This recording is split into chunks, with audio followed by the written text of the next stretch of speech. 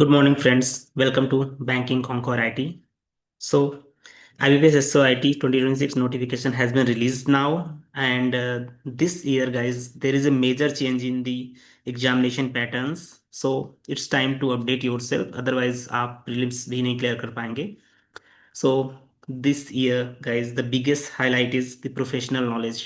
Is professional knowledge become the part of important section for this prelims and mains examination both? Okay. सो आपको prelims और mains दोनों में professional knowledge देखा जाए देखने को मिलेगा, जो कि एक इम्पॉर्टेंट सेक्शन भी बन गया है गाइज। और आप वेटेज भी देखोगे तो प्रीलिम्स का भी वेटेज, प्रीलिम्स में भी एंड मेंस में भी जो प्रोफेशनल नॉलेज का वेटेज है वो बहुत ज़्यादा बढ़ा दिया गया है। ठीक है, ठीक है। तो इस वीडियो में हम लोग बहुत डिटेल से पढ़ेंगे कि क्या क्या चेंजेस हुए हैं एंड क्या क्या स्ट्रेटजी फॉलो करनी पड़ेगी हम लोगों को।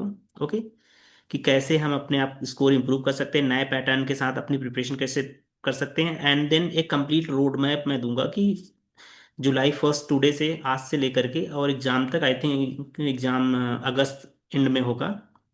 तो तब तक हम लोग कैसे पढ़ सकते हैं। तो अभी हमारे पास, मैं ये होप करके चल रहा हूँ कि 2 मंथ है, कि एंड ऑफ द अगस्त होगा तो जुलाई अगस्त 2 महीने हैं, तो 2 महीने में हम लोग कैसे प्रिपेयर करेंगे वो एक कंप्लीट रोड मैप देंगे।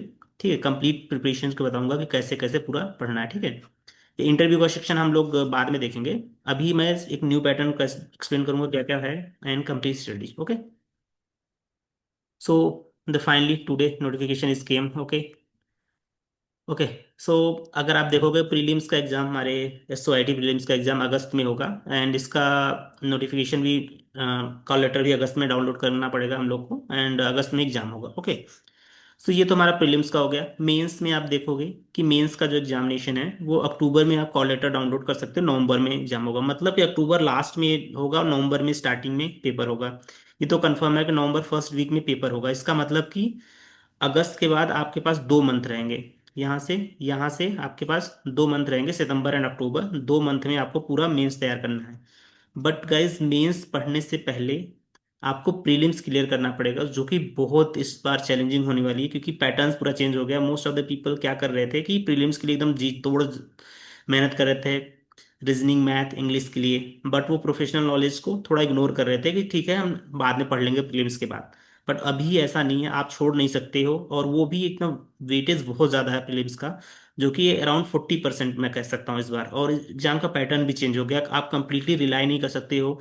इंग्लिश का वेटेज बढ़ा दिया गया है। पहले 50 क्वेश्चन थे 25 नंबर्स के, अभी 25 क्वेश्चन है 25 नंबर के।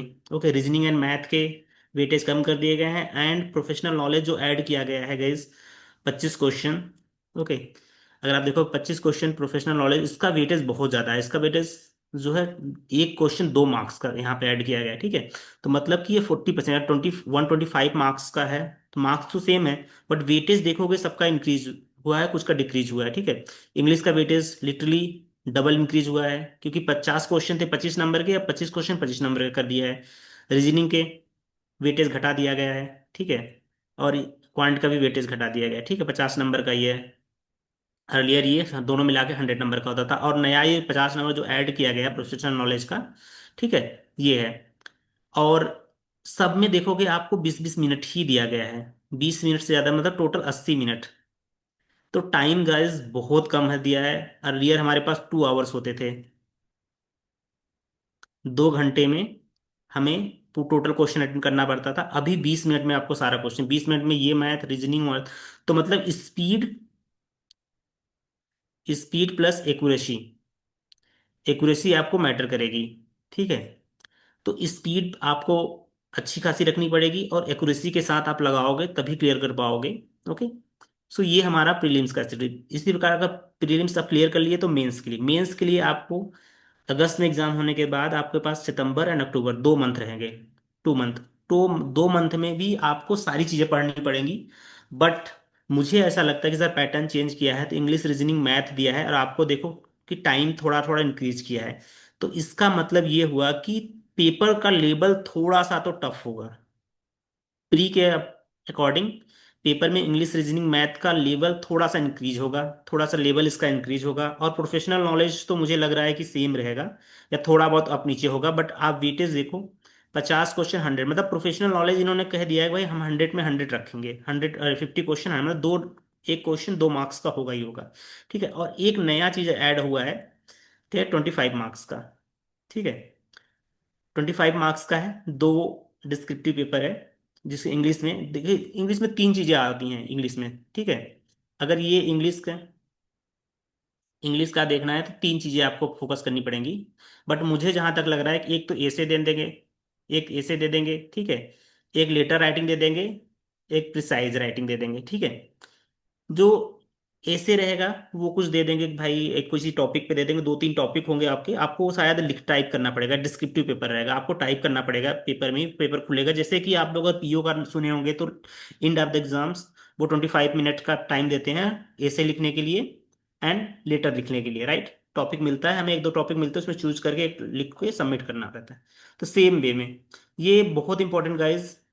ठीक है, ये अगर आप अच्छे से क्वालिफाई कर ले रहे हो तो इसके मार्क्स बहुत, आप यहाँ से आराम से 20 प्लस मार्क्स ला सकते हो, क्योंकि ये जो इसकी चेकिंग होती है, ये कंप्यूटर बेस्ड चेकिंग होती है। मेनली ये ग्रामेटिकल एरर चेक करते हैं, ग्रामेटिकल एरर चेक करते हैं, पंक्चुएशन चेक करते हैं, ठीक है, और सेंटेंस की फ्रेमिंग चेक करते हैं कि आपने किस तरह से सेंटेंस का फ्रेमिंग किया हुआ है। ठीक है, तो उस बेसिस पे चेकिंग होती है। तो अगर आप अच्छे से करोगे, ग्रामेटिकल करोगे, पूरा सेंटेंस प्रॉपर आंसर दोगे, एक सेंटेंस का फ्रेमिंग अच्छे से कर पाओगे, पंक्चुएशन एरर नहीं होगी, ठीक है, तो आप इसमें अच्छा स्कोर कर सकते हो। और वर्ड लिमिट की तो बहुत ज़्यादा आपको फोकस करना है कि कैसे वर्ड लिमिट हम लोग मेंटेन कर सकते हैं। ठीक है, जितना वर्ड दिया है ट्राई करना, उसी के आसपास 2-4 वर्ड इधर उधर करके आप लोग एडजस्ट कर लेना, तो आपको अच्छा नंबर इसमें स्कोर करेंगे। और यही आपकी स्कोरिंग, ये भी आपकी स्कोरिंग मार्क्स होगी। और ये प्रोफेशनल नॉलेज आपको बिल्कुल भी इग्नोर नहीं करना है, आप आज से ही स्टार्ट कर दीजिए प्रोफेशनल नॉलेज, क्योंकि इसके बिना सिलेक्शन सब पॉसिबल नहीं है। ठीक है, ये चीजें तो आपने पढ़ ही रखा है। ठीक है, तो मैं आपको आगे के 2 महीने की स्ट्रेटजी नेक्स्ट में बताऊंगा कि कैसे आप 60 डेज में प्रोफेशनल नॉलेज को इम्प्रूव कर सकते हैं। Okay, so let's start.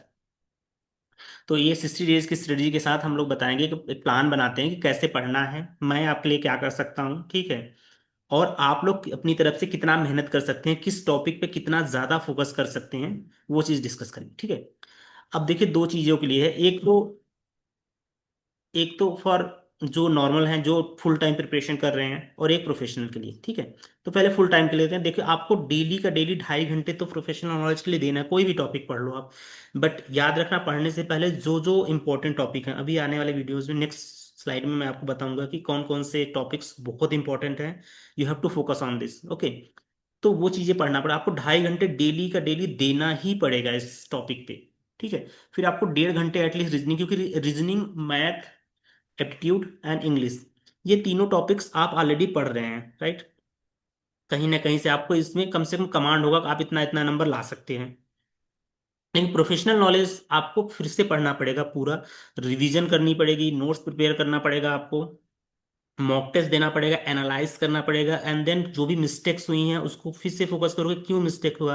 और सेम डे जिस दिन आप टेस्ट दोगे गाइस, जिस दिन रिवीजन और टेस्ट दोगे, उसी दिन 1 घंटे 2 घंटे के बाद रिवीजन करना, जिससे आपको पता चलेगा कि जब ये क्वेश्चन आप अटेम्प्ट कर रहे थे तो आपने क्या दिमाग में क्या माइंड था, क्या माइंडसेट लेकर के इस क्वेश्चन को अटेम्प्ट किया, और गलत हुआ तो क्यों गलत हुआ। ठीक है, तो आपकी या तो प्रिपरेशन वीक रही होगी, या तो कॉन्सेप्ट क्लियर नहीं होगा, या तो आप कुछ और वजह से मिस्टेक्स किए होंगे। तो वो चीज़ जब एनालिसिस करोगे तो आपको अपना वीक पॉइंट मिलेगा, जिससे आप उस वीक पॉइंट पे वर्क करके आप अपने आप को इम्प्रूव कर सकते हो guys। ऐसे ही एक एक नंबर के लिए आप इम्प्रूव करोगे तो फाइनल एग्जाम में जाते आते आप अच्छा खासा इम्प्रूव करो। और याद रखना guys, आप लोग को दोस्तों, कि डेली 8 आवर्स तो पढ़ना ही पढ़ना है। अगर आप 8 आवर्स से कम पढ़ रहे हैं तो मतलब कि आप औरों से बहुत ज्यादा पीछे हैं। और ऐसा नहीं कि 8 आवर्स बस बैठना है, 8 आवर डेडिकेटली पढ़ना है और डेली पढ़ना है। ऐसा नहीं कि एक दिन आपने संडे को मान लो आपने 12 घंटे पढ़ लिया, फिर मंडे को आप 3 घंटे पढ़ रहे हो, तो ऐसा नहीं।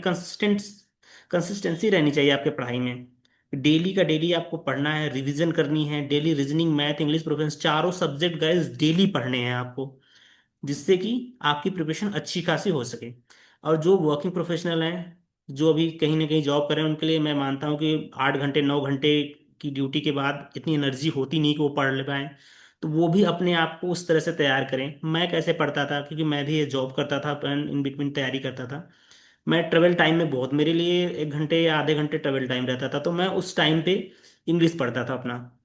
इंग्लिश मैं बहुत अच्छे से पढ़ा था उस टाइम पे, रिवीजन डेली जा रहा हूँ। मेनली क्या करता है, जितने टीचर्स हैं बहुत अच्छे अच्छे टीचर्स हैं, तो उन लोगों से मैं वीडियोस देखता था, उनके जो प्रैक्टिस क्वेश्चन करवाते थे वो वीडियो सीधे लगाता था, कान में हेडफोन लगाया, यूट्यूब वीडियोस लगाया और देखना शुरू कर दिया। तो 1 घंटे तो आप डेली है, क्योंकि उसके लिए आपको पेन पेपर की जरूरत नहीं पड़ती, राइट। ये चीज़ है। दूसरी चीज़ प्रोफेशनल नॉलेज। मैंने भी प्रोफेशनल नॉलेज भी ऐसे ट्रेवल टाइम में ही मोस्टली पढ़ी है, कि जा जाके पढ़ा था। फिर क्या करता था मैं, वन नोट पे अपना जो भी मुझे समझ में आता था कि इंपॉर्टेंट है, उसका स्क्रीनशॉट लेकर के सीधे वन नोट पे अटैच कर देता था टॉपिक वाइज। अगर आपको मेरे नोट्स चाहिए तो मेरे टेलीग्राम चैनल पे ऑलरेडी अवेलेबल है, वहां से जाकर मेरा नोट्स डाउनलोड कर लो, कि मैं कैसे नोट्स बनाता था, सेम वे में बना सकते हो। मैं अपने अंडरस्टैंडिंग के पर्पज से बनाया था। अगर आपको कुछ ठीक लगे तो आप उससे पढ़ सकते हो, अदरवाइज आप खुद से नोट्स बनाओ तो ज़्यादा बेटर है। ओके। और आपको रीजनिंग, ये आपको देना पड़ेगा आधा घंटा 1 घंटा, और 1 घंटे आधे घंटे में एक एक टॉपिक करके पढ़िए, ऐसा नहीं कि सब एक साथ उठा के पढ़ना शुरू करिए। क्वांट एक एक टॉपिक पढ़िए, कि जो टॉपिक इंपॉर्टेंट हो। मेरे यूट्यूब चैनल पे, मेरे टेलीग्राम चैनल पे ही मैंने एक पीडीएफ अपलोड किया है कि आपको क्वांट तैयार कैसे करनी है। ऐसा नहीं कि आप एकदम टॉप टॉपिक उठा लो और 10 दिन से आप वही पढ़ रहे हो और आपको समझ नहीं आ रहा है। कौन कौन से टॉपिक से नंबर्स आ सकते हैं, पहले वो लो। कम से कम 10 से 15 नंबर आप वो ग्रैब कर लो, इजिली, जो आप इजिली कर सकते हो। टफ टॉपिक तो सबके लिए टफ होगा, आपके लिए नहीं। तो उसमें कंपटीशन नहीं, कंपटीशन उसमें है कि जो टॉपिक सब लोग कर सकते हैं और आप नहीं कर पाए, तो फिर आप पीछे रह जाओगे। ठीक है। तो उसके लिए पढ़ो। फिर आप ये डेली जो 2 घंटे मैंने दिए हैं, ये डेली आपको नहीं करना है। ये आप वीकली कर सकते हैं इस चीज़ के लिए, क्योंकि आपके पास इतना टाइम नहीं होगा। 4 घंटे के 5 घंटे से ज़्यादा आप पढ़ नहीं पाओगे अगर आप जॉब कर रहे हो कहीं पे भी। बॉडी भी आपकी एग्जॉस्ट हो जाएगी।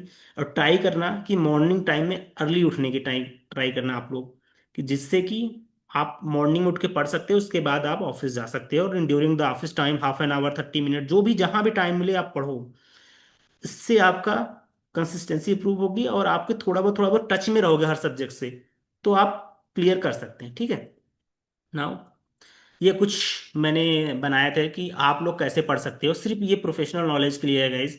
मैं इंग्लिश रीजनिंग मैथ का एक्सपर्ट नहीं हूँ।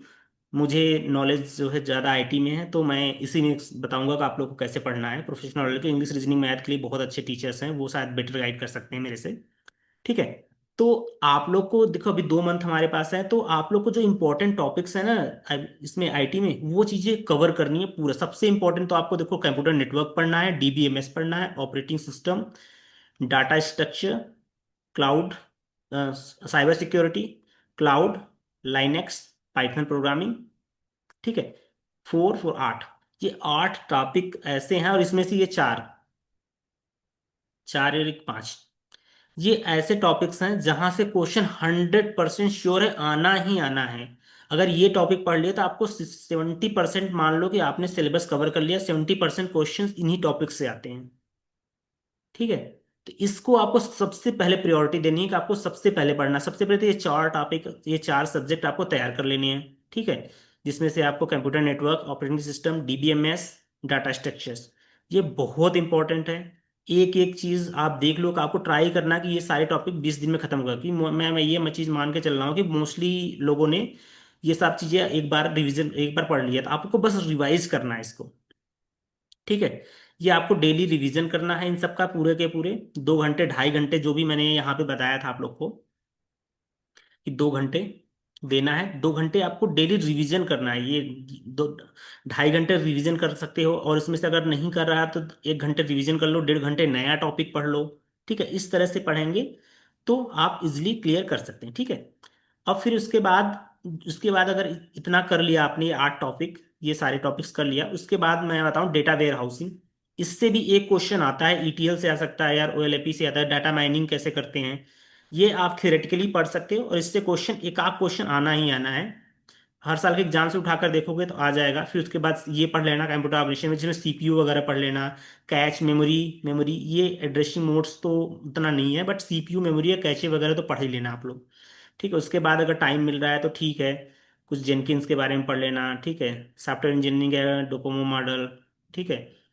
ये सारी चीज, वेब टेक्नोलॉजी, ये पढ़ लेना आप। एनएलपी एडवांस टॉपिक में अगर गए तो आप, ठीक है, जो इमर्जिंग टेक्नोलॉजीज हैं उन सब के बारे में थोड़ा बहुत एक आइडिया हो जाए। अगर क्वेश्चन आए तो आप बिल्कुल ब्लैंक ना रहें, कि आप अगर अटेम्प्ट कर सकते हो तो कर लेना।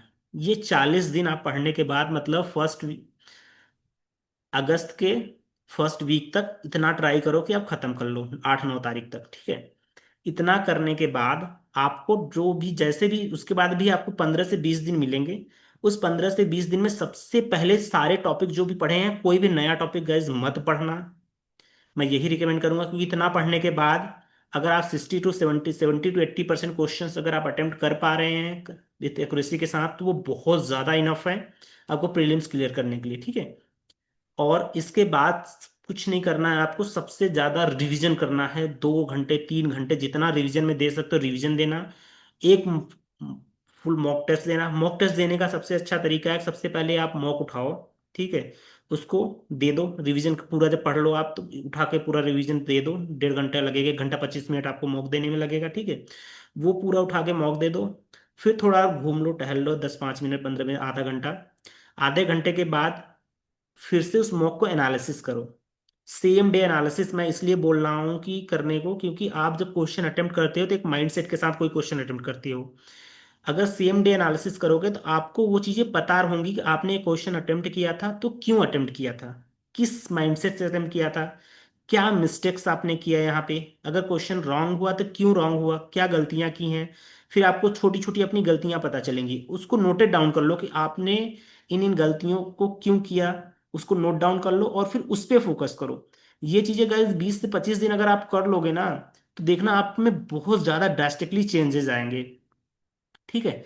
जिससे, और यही एक राइट वे में, एक करेक्ट वे है कि आपको कैसे मॉक को एनालिसिस करना है। मॉक टेस्ट देना जरूरी नहीं है, मॉक को एनालिसिस करना वो ज्यादा जरूरी है। फिर जो टॉपिक्स आपने नहीं अटेम्प्ट किया, जो क्वेश्चन नहीं अटेम्प्ट किया, वो क्यों नहीं अटेम्प्ट किया। क्या टॉपिक नहीं तैयार थी, या आपको कॉन्सेप्ट नहीं क्लियर था, या आपने पढ़ा नहीं था, बिल्कुल नहीं था। तो उस वे में उसको चीज को लेकर के फिर उस पर फोकस करो, जब जितना भी टाइम मिल रहा है। इससे आपकी एक 360 डिग्री जो तैयारी होगी यहाँ पे, ठीक है। क्योंकि आप कोई भी टॉपिक कहीं भी कुछ भी छूटेगा नहीं। अगर आप 20 दिन इस तरह से डेली अगर पढ़ लिया तो आपको क्या लग रहा है, आपको जो फाइनल एग्जाम में क्वेश्चन आएंगे उसको नहीं कर पाओगे। आप 100% उस चीज को अटेम्प्ट कर पाओगे, ठीक है। आपके पास जो भी शॉर्ट नोट आपने बनाया है कुछ भी ठीक है, उस चीज को तैयार करो। जो जो आपने मॉक टेस्ट देते हुए जो भी आपने अपने वीक पॉइंट्स एनालिसिस किए हैं, नोट डाउन किए हैं, उस पर फोकस करो। पीवाईक्यू देख लो, मेरे चैनल पे टेलीग्राम चैनल पे मैंने पूरा 2-3 साल का पीवाईक्यू पूरा उठा के डाला है। जो भी बच्चों ने देखो, पीवाईक्यू तो एबीपीएस नहीं रिलीज करता है कौन से क्वेश्चन आए, बट एग्जाम के बाद बच्चे, मैंने जो एग्जाम दिए थे, बच्चों ने, जितने बच्चों ने नेक्स्ट ईयर भी एग्जाम दिए हैं, उन सब ने क्वेश्चन बताया कि ऐसे ऐसे टाइप के क्वेश्चन आए थे, थीम वाइज क्वेश्चन आए थे, मतलब किस टॉपिक से आए क्वेश्चन आए थे। तो एटलीस्ट वो चीजें आप तैयार कर लो कि जिस टॉपिक पे ज्यादा फोकस किया है। और मेरे एनालिसिस से ये जो 4 टॉपिक मैंने स्टार्टिंग के बताए हैं, और ये जो 4 टॉपिक, इनसे ज्यादा क्वेश्चन आए हुए हैं। मैं जितना 2-3-4 साल से मैं पढ़ रहा हूँ, तो मुझे ये चीज पता है कि इस टॉपिक से ज्यादा क्वेश्चन आ रहे हैं, तो ये टॉपिक इंपॉर्टेंट है। तो इस चीज से आप फोकस करो उस चीज पे। फिर डेली ट्राई करो कि कुछ 100 क्वेश्चंस प्रैक्टिस कर लो, कि रीजनिंग, मैथ, इंग्लिश, ये सब प्रैक्टिस कर लो। इससे लगाओ कि 20-20 25-25 क्वेश्चंस आप इनसे करो, ठीक है। फिर इनसे आप लोग प्रोफेशनल नॉलेज के क्वेश्चन करो गाइज। मेरे पास खुद मैंने प्रिपेयर किए हुए हैं, फिर यहाँ वहाँ से ले करके, कुछ बुक से, कुछ अपने से, कुछ चैट जीपीटी यूज करके, ठीक है। कुछ 2000+ क्वेश्चन हर टॉपिक से मैंने प्रिपेयर किया, मेरे डेटाबेस में है ऑलरेडी वो, ठीक है। और क्योंकि मैंने ऑटोमेट कर रखा है, तो मेरे चैनल पे वो डेली क्वेश्चन, वो डेली 1 बाय 1 क्विजेज के रूप में वो पोस्टेड होते रहते हैं, ठीक है। और तो आप वहां से प्रैक्टिस कर सकते हो, ठीक है। इसके बाद जो आपका लास्ट है, वो सेम चीज है, आपको एनालिसिस करनी है अपने मॉक को, इम्प्रूव करना है, और फिर रिपीट करना है उस चीज को। कि फिर दोबारा से टेस्ट दो, फिर से देखो क्या हो रहा है, फिर अपने स्टार्ट नोट्स को रिवाइज करो, फार्मूला को रिवाइज करो। अपने स्पीड पे फोकस करो कि आपकी स्पीड बढ़ रही है कि नहीं बढ़ रही है। एक्यूरेसी स्पीड तो बढ़े, ऐसा नहीं कि आप 125 क्वेश्चन है तो पूरा का पूरा अटेम्प्ट कर पाओ और आपकी एक्यूरेसी बहुत बेकार हो। आप जितना क्वेश्चन अटेम्प्ट कर रहे हो, एटलीस्ट 95+ एक्यूरेसी होनी चाहिए आपकी। और टाइम बाउंड मैनर में आपको क्वेश्चन अटेम्प्ट करने हैं, ठीक है। अपने वीक एरिया पे फोकस करो, ओके। और हमेशा कॉन्फिडेंट रहो, और कंसिस्टेंसी के साथ क्वेश्चंस पढ़ाई करो अपनी। डेली के डेली पढ़ो। डेली कुछ इतना टाइम आपको 8 घंटे देने हैं तो देने हैं। ये तो एक नॉर्मल बता रहा हूँ 8 घंटे है, बट आप इस चीज को बढ़ा सकते हो, जितना भी खींच सकते हो आप इस चीज को खींचो, ओके। तो इस तरह से आप अगर पढ़ोगे देन डेफिनेटली आप क्लियर कर लोगे। और मैं ट्राई करूंगा कि अपनी साइड से जो भी हो सकता है, जो भी प्रोफेशनल नॉलेज में हेल्प हो सकती है, आप मुझे मैसेज कर सकते हैं डायरेक्टली। बहुत सारे बच्चों को मैंने ऑलरेडी चीज़ दी है, पढ़ाया है, बताया है, समझाया है। तो आप मुझसे कनेक्ट कर सकते हो। ओके, मेरे टेलीग्राम चैनल पे मैं डेफिनेटली रिप्लाई करूंगा जब भी मुझे फ्री टाइम मिलता है। ओके। और इसके लिए गाइज ये एक आप लोग का छोटा सा एक मोटिवेशन लाया है कि मैंने कि आपको डेली कंसिस्टेंट रहना है। ऐसा नहीं कि आप आज पढ़ रहे हो, कल ठीक है छुट्टी है, फिर परसों फिर से पढ़ लिया। डेली आपको पढ़ना। 2 महीने आप सब कुछ भूल जाओ, दोस्त यार घर सब भूल जाओ। 2 महीने आपको कंसिस्टेंट एकदम पढ़ना है, जी जान लगा देनी है कि बस इस साल मुझे एग्जाम्स निकालना है चाहे कुछ भी हो जाए। और इस वे में पढ़ोगे तो डेफिनेटली आपका एग्जाम क्लियर हो जाएगा इस। ओके।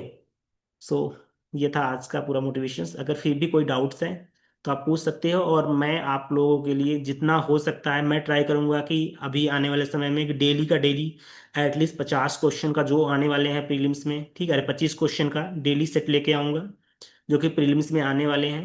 ठीक है, वो डेली आपको प्रैक्टिस होगा जिससे कि आप वहां से प्रैक्टिस कर सकते हो। और मैं ट्राई करूंगा कि एटलीस्ट 1 टाइम सारे टॉपिक कवर कर लूँ और एक बार पूरा रिवीजन कर लूँ, तो 2 बार हमारा पूरा कंप्लीट हो जाए बिफोर द प्रीलिम्स, जिससे कि आप लोग को कोई भी इशू ना आए प्रोफेशनल नॉलेज में। ओके। फिर भी कोई क्वेश्चन है, कोई डाउट है तो आप मुझे कमेंट बॉक्स में बता सकते हैं। तब तक के लिए धन्यवाद। Thank you.